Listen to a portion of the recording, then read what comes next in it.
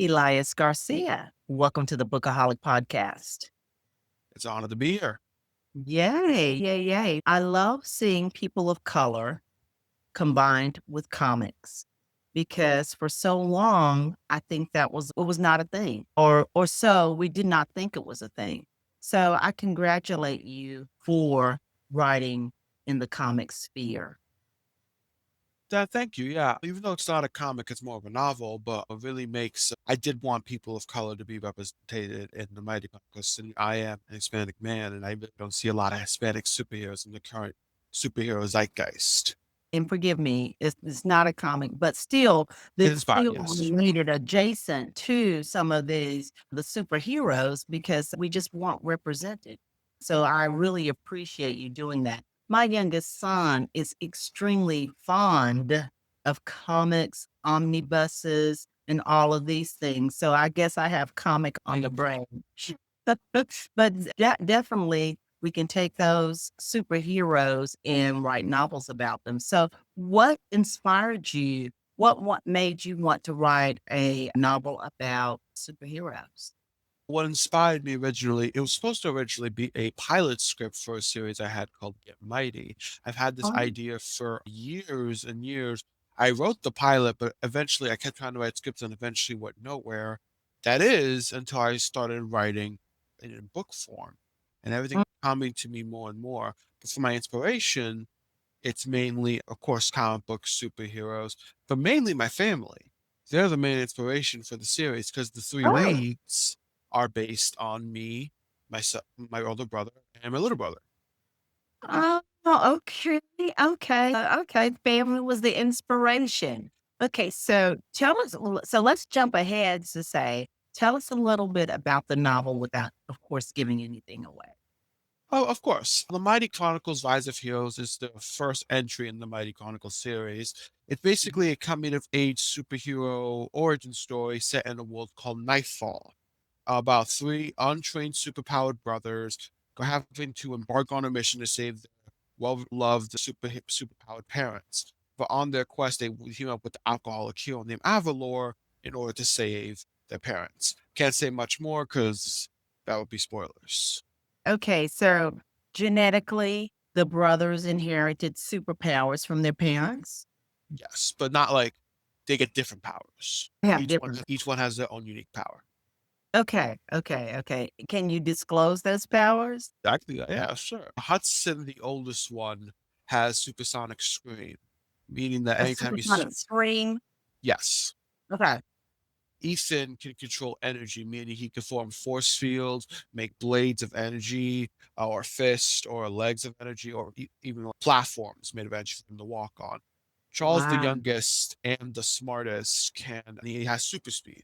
His power Okay. isn't his brain; it's in his speed. Okay. I want each one to have their own unique standout power, making them somewhat odd to form as a team together because you never really see these powers on one whole team. Exactly. Now, like you said, these fictional characters are aligned with you and your brothers. So, with the superpowers that you selected, was that also gleaned based off the individual brother that if they had a superpower, that's what it would be? For the most part, yes, mainly Hudson because he has a voice that leads. And since he is the Um, older brother, my older brother Hector, who's not completely Hudson, but he got he's inspired by him. He has Right. the best voice. He knows how to lead us in some way. Okay. Okay. Charles is what was the opposite. I love my little brother Carlos, and I wanted to pick a power that felt would be very cool. Ethan, Yeah. I picked an odd stand. I wanted his power to be like one of the standouts because it's so odd. I never really see this power used that often, and I was like, why can't he control? Let's control energy just to see how that goes. And I Right. stuck with it for the whole novel. Wow. Okay, that's really cool. Now, so this is a debut novel, right? Yes, Okay. So, as a debut novelist, you had to tackle building a world. I think you said it was set in a world called Nightfall. yes. So, is it night? Is it dark all the time? Oh, no, that's just the name. There's daytime and all that, but nightfall is usually when crime happens in this world. Yeah. Okay, got it. Okay. With that said, you're tackling building a world. You're tackling dealing with three characters who are like shifting protagonists, I would think, in the story. So you picked something to do to attempt for the first time. That's very difficult. How did you come to that decision? For the world building of the characters. Both. Okay, the world building, I had to think because if I set it on Earth, there'll be a lot of questions raised. But if I set it in its own, that's very similar to ours, but just Mhm. add my own unique rules to it. Because like how there's kind of the states are cities in my world. They're still like they're so huge. They're not Okay. like, and I call them like they live in this town called they live in the whole state of Twilight City. Okay. But in terms of the world building, I've put in subtle clues because Twilight City is the second best world part of the world, and I'm focusing Okay. on. I like focusing on the outcasts or like people who aren't the number one best. I like focusing on the Alright. number twos. One of the with the characters having to design them for this world was more easier once they were already built into this world system. Mhm. How they're technically not going to say much because that's going to be way later in the Right. series, but they're technically breaking the rules and so. Okay. Got you. Got you. So now here's another, I would think, huge task you've taken on is to make it into a series. So, how did you come to that conclusion? Was it just the fact that you knew that you could not conquer their entire story in just one book, or Yeah, because for every idea, I had so many ideas. I made sure to write them down, but I also knew that not every idea was going to work for the series. So I put those away. I had to think for a longest time how to make this work. And it was like, I can't tackle this all. I got it. mm, This is it's meant to be and sorry, it's meant to be my take on this coming of age and superhero genre. Because I've been seeing a lot of takes on it. I just want to do my take. exactly. Now, so how many books are gonna be in the series? Do you know that yet? I 12. Is that 12?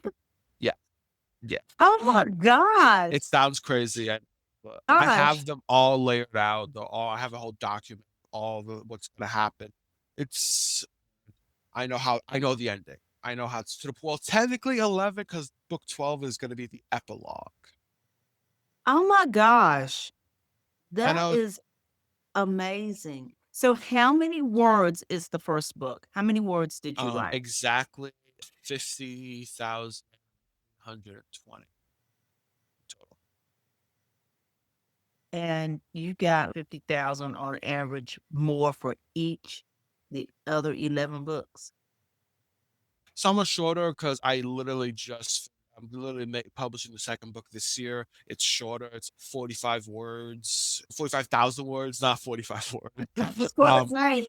but and also have the third book. I already finished that one too. And they're a little short. I'm not rushing them, of course, but because the first one was their origin, I had to go into a lot of details on the world. Now that we're comfortably in the series, I can just establish more what the characters are like in each book.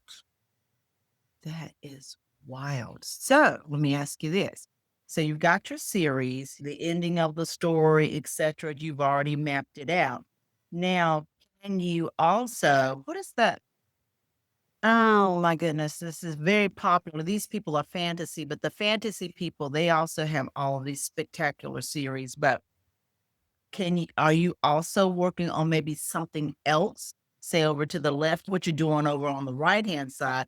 Would you be willing or brave enough or bold enough to go into another set of books or another story? I already have. I'm not just focused on the Mighty. Right. I have another novel, Sun and Moon, which is a adaptation of Sun Wukong, and its own weird. It's like a different take on the iconic character. And another one called Tidal Wave. It's basically it's not a superhero story, but it's a lot different than the Mighty Yeah. Chronicles. But I also plan. I'm still hoping to do a comedy novel, semi romance, but mostly comedy. Wow. Wow. Some people would call romance comedy. Okay. Wow, that's amazing. So, how many hours a day do you write? It fluctuates, because I have school, I got work, but at the same time, every time I'm on break or after school, I always usually write a lot. Hell, I'm still writing, so, like, on the next tab over, I have Sun and Moon right there. So, 'cause I have free time for the rest of the day, so I'm just gonna continue writing for that. As many words as I can. Amazing. You must be a master of your time. I wouldn't call myself a master, I just like writing. Wow. It sounds very energetic. It sounds very intriguing. I love the fact that you are all planned out with your series and that you have other books that you're working on. And with that said, we will certainly have links to your books in the video description box below and also in the podcast show notes. Elias, thank you so much for joining us today and sharing your story. Oh, thank you so much for having me. It's a true honor, truly. I'm proud to be here. I can't wait to see the video ones. Yeah. Okay. Thank you so much. No problem. We'll Have a good follow up one. with you. Bye. Bye.